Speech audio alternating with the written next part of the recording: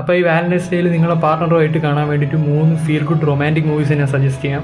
First movie എന്ന് പറയുന്നത് നമുക്ക് വളരെ നല്ലൊരു ഫീലിംഗ് തരുന്ന ഒരു മൂവിയാണ്. ഈ മൂവി കണ്ടു കഴിഞ്ഞാൽ നിങ്ങൾ എന്തായാലും ചിന്തിച്ചു പോകും. ഈ മൂവി കാണിക്കുന്ന ഒരു 3 ഫ്രണ്ട്സിൻ്റെ കഥയാണ്. അവരവരെ ഡ്രീം അച്ചീവ് ചെയ്യാൻ വേണ്ടി പരസ്പരം സപ്പോർട്ട് ചെയ്യുന്നതും.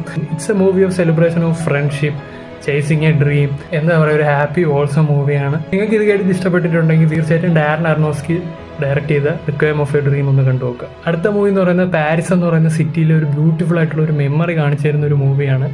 പാരീസ് എന്ന് പറയുന്ന സിറ്റി തന്നെ നമുക്കറിയാലോ, സിറ്റി ഓഫ് ലവ് എന്നാണ് അറിയപ്പെടുന്നത്. ആൻഡ് ഈ സിനിമ വളരെ വെറൈറ്റി ആയിട്ട് ഒരു റിവേഴ്സ് ഓർഡറിലാണ് പോകുന്നത്.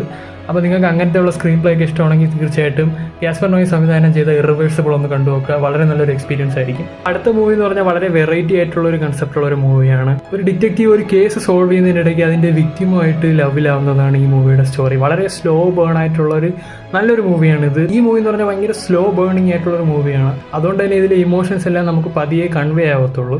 അപ്പോൾ നിങ്ങൾക്ക് സ്ലോ മൂവീസ് ഇഷ്ടമാണെങ്കിൽ തീർച്ചയായിട്ടും പാർക്ക് ജൻ വുക് ഡയറക്റ്റ് ചെയ്ത ഡിസിഷൻ ടു ലീവ് എന്ന് പറയുന്ന ഈ മൂവി കൂടെ കണ്ടു നോക്കാം.